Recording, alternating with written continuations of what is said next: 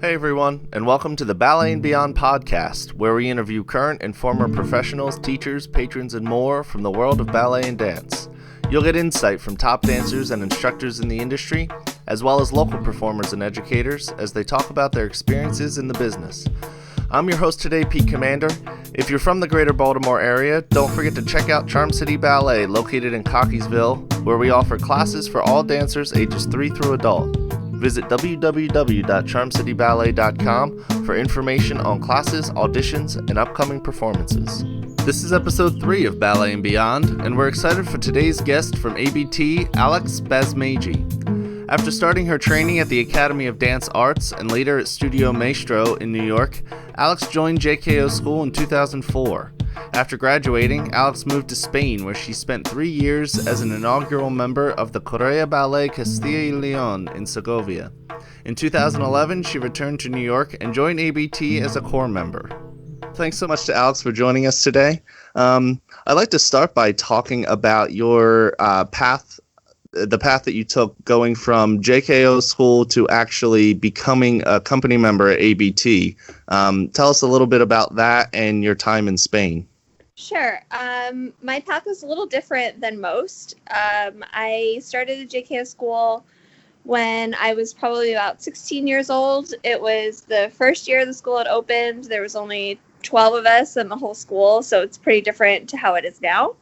But I was there for my last 2 years of study, and when I graduated at 18, I did not get a contract with the ABT Studio Company, which is the next step into the company. It just wasn't the right time for me, and I was completely devastated at the time because that's the dream, to go one step to the next, and I thought that was kind of the end of the road for me at ABT. So I took some time to process what I wanted to do next, and I started going to open auditions and just kind of getting a feel for what other companies were out there. And so I didn't really prepare myself for that because I kind of thought that it would just be one thing into the next, into ABT. So I started doing open auditions, and I got a few contracts to smaller companies, but no company that I really felt passionate about. And I had a teacher that kind of, said to me, "What, are you crazy? Just take one." And I didn't want to go somewhere that I knew I wasn't going to be happy dancing the rep that they did, or not. I don't know, just it didn't feel right to me. So I kind of held out a little bit. And at that time, Angel Correa, who was still a principal in ABT, was starting a company in Spain. So I had known him just through the grapevine of being in the school, and I went out to Madrid with a friend of mine who was also in JKO with me, who didn't get a contract to the studio company. And we went and auditioned, and I talked to him afterwards, immediately after, because I had a different contract waiting for a smaller company. And I asked him straight out. I said, I need to know now because I have this other thing that they need to know. I have to give them an answer. And he was like, "Yes, of course, you have a core contract here." And I mean, what 19-year-old doesn't want to move to Spain? Right. So I called the other place, and I said thank you, but no thank you. And I started the company the following year because they were still opening. So I had like a whole year off of just staying in shape, and I got a normal job to pay for ballet class and all that stuff.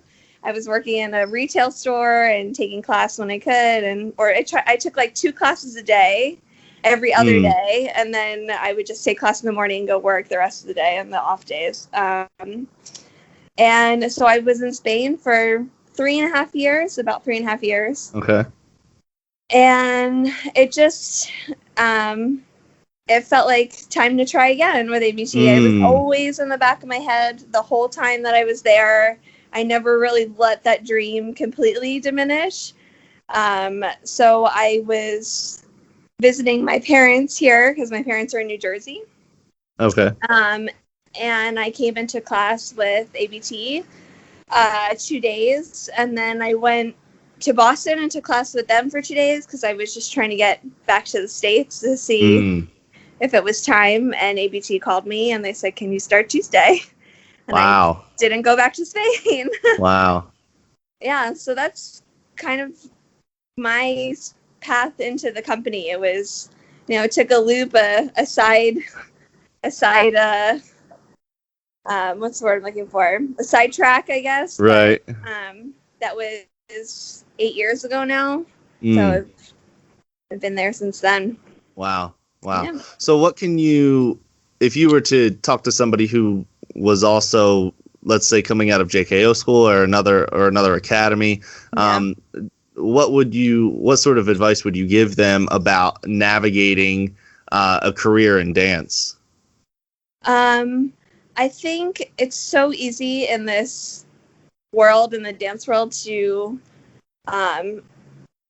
when you hear no, or when you hear that maybe not now, it's so easy to just accept that and kind of give up on it, on whatever it was you're going for, whether it was a company or a role or something like that. But a lot of times in this world, no means just not now. Which I think you don't really hear that much. It's a lot of it is timing.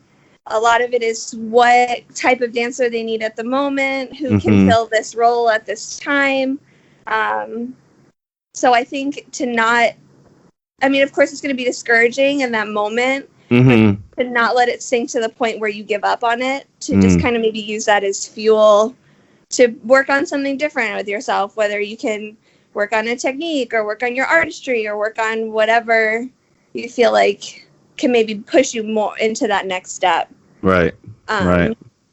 Because I was completely heartbroken when they told me no. I thought that was it. And it took a lot of support and strength to be like, okay, this isn't the only way. This isn't the only place to dance or anything like that. So it takes a bit of a mature thinking at a young age, which is a lot of that happens within this world. It's making decisions that maybe at your age level you're not ready to make, or if you don't have all the information to make, and maybe looking back on it now, I see that if someone had maybe sat down and be like, okay, no is not always definitive 100% no. Like there's other things out there and there's other ways to get there, and so that would be my advice. Okay, great. Yeah. Great. So you had mentioned being part of the AB Teach Masterclass program. Yeah. Tell us about that. Like, what is it? How did it start? Okay. Where did it come from, and all that? AB Teach is a program I started maybe like 2 years ago now. I've done a few master classes here in the city and down in Virginia. It's something I started because I felt like being in the Corps de Ballet, now a senior Corps de Ballet member, it's pretty apparent that there's a bit of a disconnect between coming out of a school and going into the Corps de Ballet. Especially nowadays with all the competitions and everything like that, everyone's practicing variations, 100% the same variation all year long for your one shot in the competition, which is fine, but usually that's not the reality of how a ballet career goes. It's very rare you'd go from a school to being a principal dancer or a dancer that would do a variation their first year in the company. And I realized that nobody was teaching anyone what it is to dance in the Corps de Ballet, because it takes a different kind of technique. It takes a different skill set.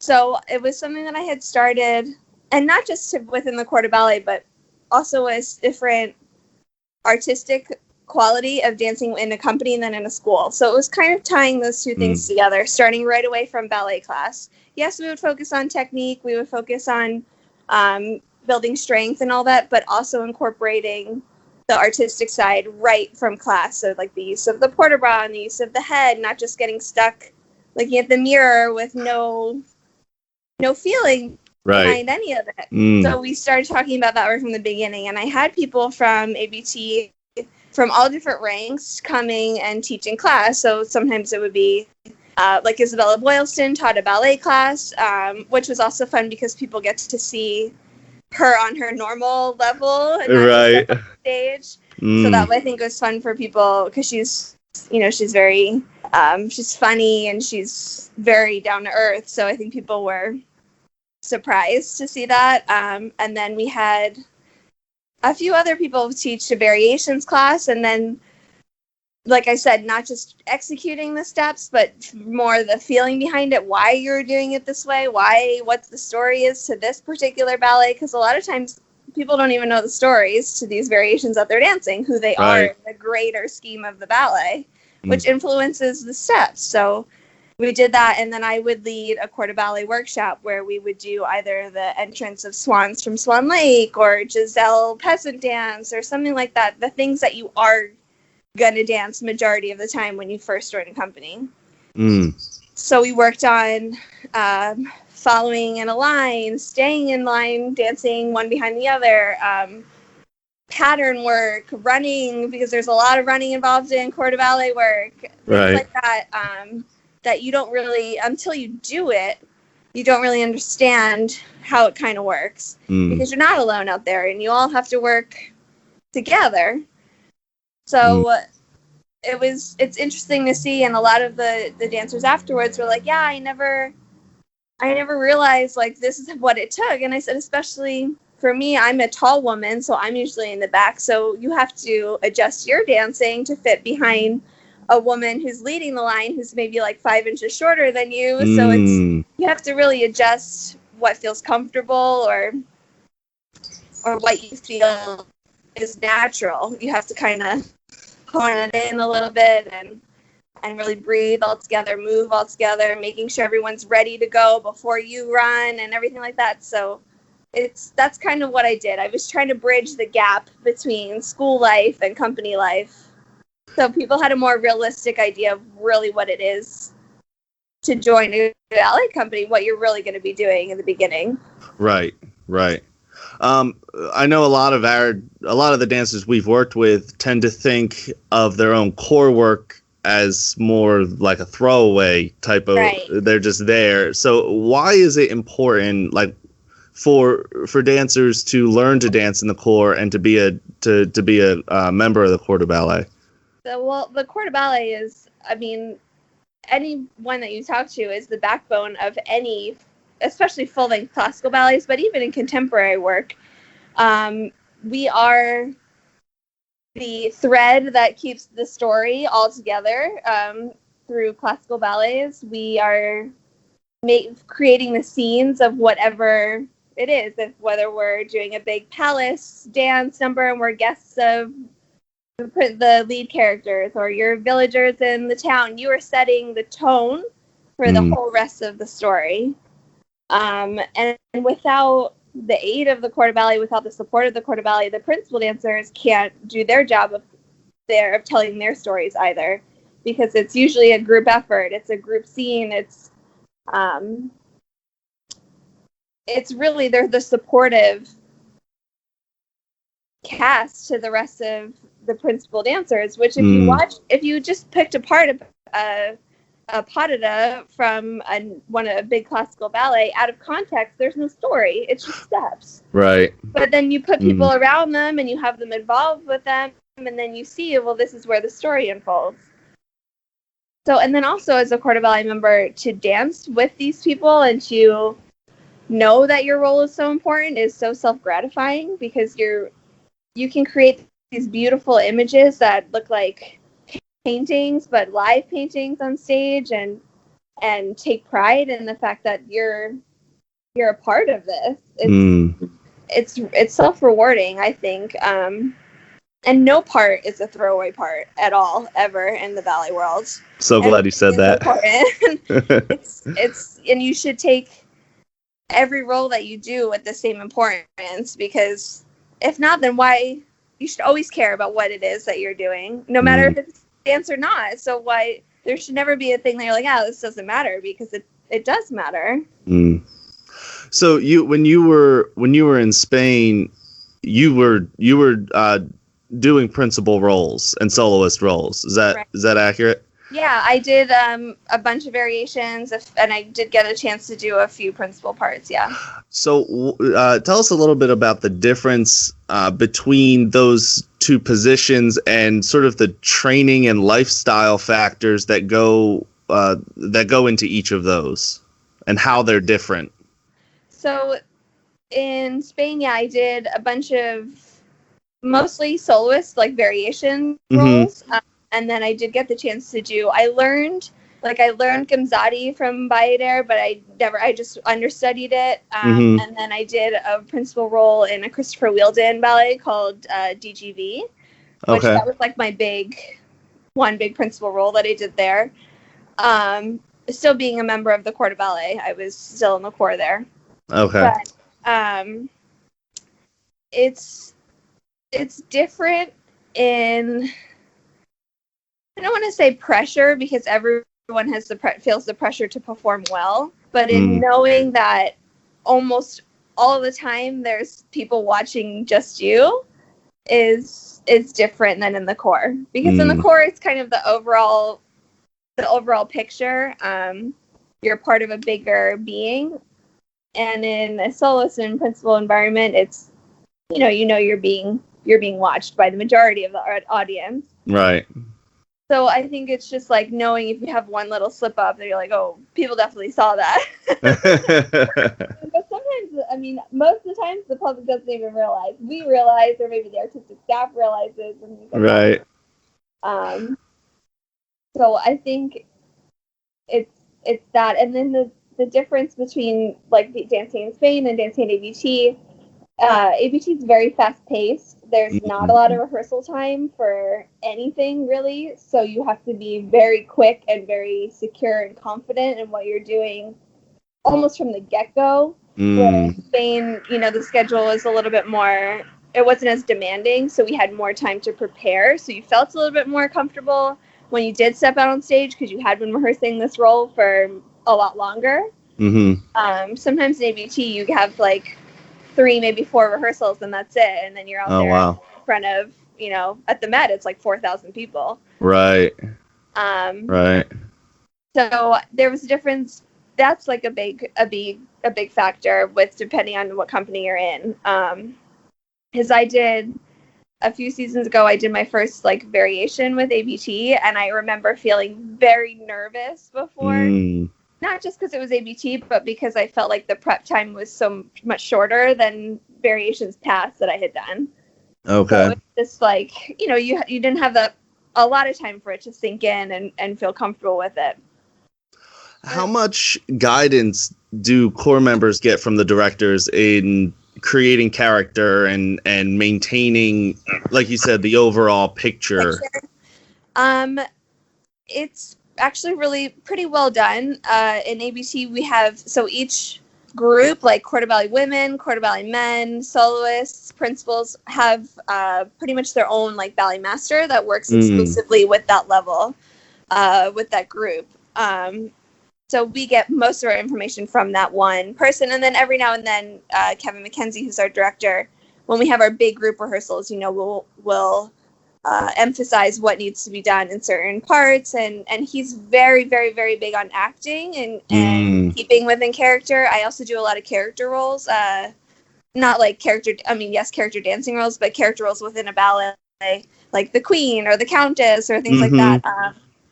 And the story and keeping in character is so important. I did Lady Capulet and Romeo and Juliet for the first time last season, and just like the wealth of knowledge that I got from the staff of just a minor gesture or where your eye line should be in this moment to portray a certain feeling, and it was eye-opening, and it was pretty awesome to get that kind of coaching. Within a bigger ballet, within like the Corps de Ballet, we usually get like an overall sense, but a lot of times it's kind of up to you to hear from either the senior members or know the stories kind of before you come in and know where you fit within the line of the story. But I think it's super important. It influences everything. It influences every movement you do, whether it's just, you can do a port de bras with no feeling behind it, or you can do a port de bras like a villager lady, or like a swan, or like a flower, or, it's just, And it could all be the same arm movement, but it has 3 different qualities behind it. And it's important to know why it is you're doing what it is, because it has a meaning. It has a reason for it. Otherwise, the choreographer wouldn't put it there. Right.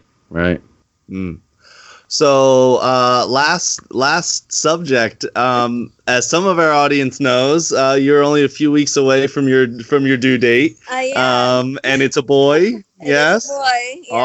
Awesome. So, assuming that you're going back to performing, what are some of the things that you've done over the last 8 months to keep your mind and body ready to jump back into class and rehearsal?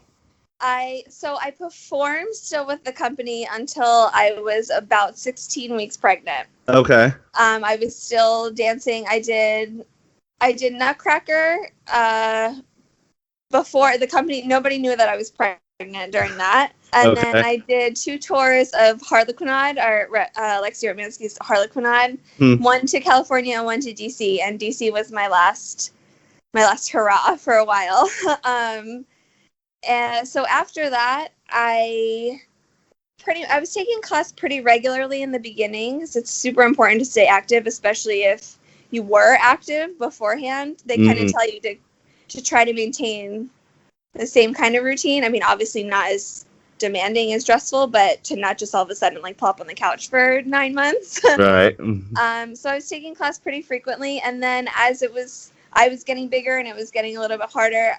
For the majority, I took class at least twice, sometimes 3 times a week, in point shoes and everything, up until maybe about 6 or 7 months. And like obviously fading out the jumping and all that stuff. Just by the end, it was mostly just bar and maybe like a tendu combination in the center. Okay. And I did that pretty much up until like 2 weeks ago, maybe 3 weeks ago. It gets harder. I mean, there's all this extra weight on your body, and you really feel it in your joints, because there's relaxin now in my body that makes like your ligaments and all this stuff change. Right. So you have to start to calm down by the end. And then also, just to stay involved in the ballet world, I participated in ABT does their national curriculum. They do a training program for teachers to teach the curriculum. So I did that, and I got certified in all levels from pre-primary through level 7. So that was a 3.5-week program, which was really fun for me. It was with my original teachers from the JKS school. They're the ones that created the program, Franco DeVita and Raymond Lukens. So it was fun for me to be in the studio with them, because it had been, over a decade since I had been with them, and it was nice, and it was a super interesting experience to see from the teacher side of it and how to teach a class, not just in structure of combinations, but in like a developmental way from babies from like 3 years old all the way up through 17. It was interesting because they put so much thought behind it. They worked with psychologists and with doctors, and a lot of the very beginning was actually a lot of helpful information for a new mom, like how to teach a child, how children learn, how their brains work, and it was very interesting. I thought it was pretty cool. So I did that, which was fun, and it was a good way to stay within the community, but not so demanding on the body. Right. Although they do give you class of the level that you just learned, so that was funny in the beginning. So you had like a bunch of adults running around doing a pre-primary, butterfly arm class, and stuff, making up stories and combinations like that. Marching elves and all this stuff. Right. All the way up through like the highest level, which those classes were way more challenging. And I barely got through them, but it was good. So that was the one thing. And then I also went and sat and watched the ballet a few times, which is something I haven't done in a really long time, watching from the front through performance, not just like a dress rehearsal or something like that, from start to finish. I can't even remember the last time I had done that.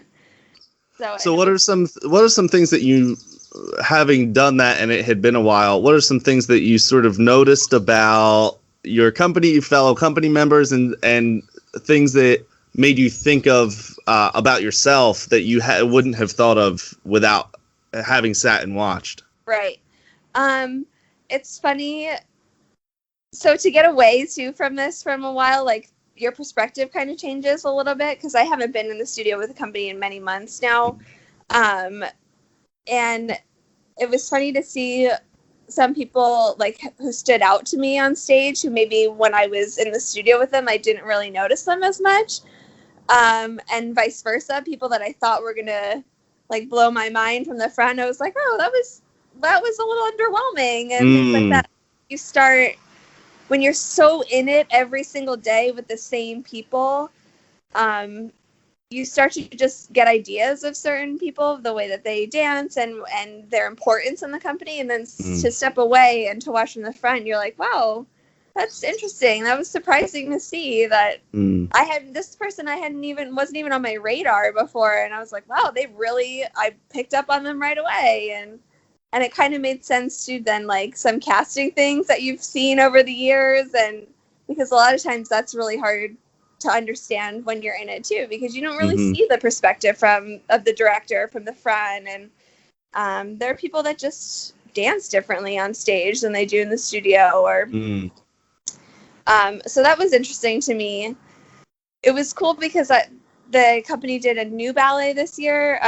They did Jane Eyre, which is her name's Kathy Marston, if I'm not mistaken. She originally did it in Ireland on the company there, and she came and said it here, which I stayed away from the studio the whole time they were rehearsing. I wanted to have like a fresh view of it from the front. I didn't want to be influenced in any way.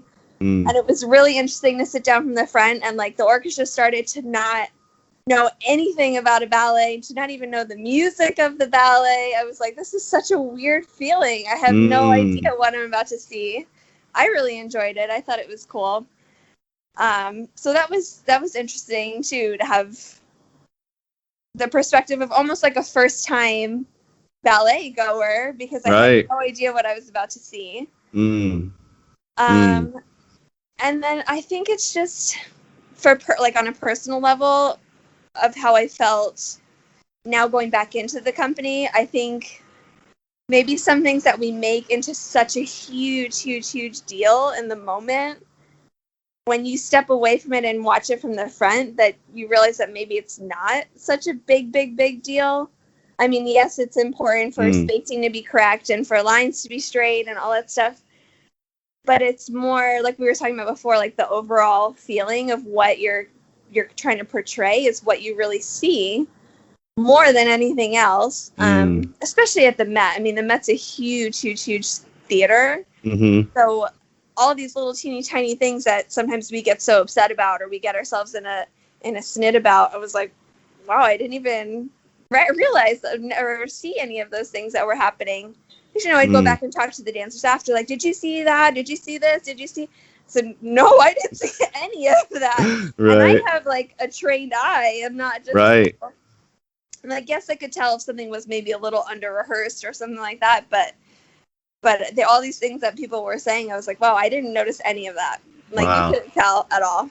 So it's something to like keep in the back of my mind sometimes when, we go back and I might have a moment of like, I can't believe I did that, or like, something had gone what I thought was disastrously wrong, and you're like, well, maybe it wasn't even that noticeable. Right. But you should still try to do the best that you can. Fantastic. Excellent. Yes. Yeah. All right. Well, thank you so much for joining us today and being on the show. Thank you so much for having me. For information about Alex and her fellow company members, visit www.abt.org. This episode was brought to you by Charm City Ballet. If you live in the greater Baltimore area, don't forget to check out Charm City Ballet, located in Cockeysville. Visit www.charmcityballet.com for information on classes, auditions, and upcoming performances. Next week, we have former professional contemporary ballet dancer Brian Carey Chung on the show. If you enjoyed this episode, please consider giving Ballet and Beyond a review on Apple Podcasts, Stitcher, or wherever you get your podcasts. For questions and guest requests, please email us at balletandbeyondpodcast@gmail.com. I'm your host, Pete Commander. Thanks for listening.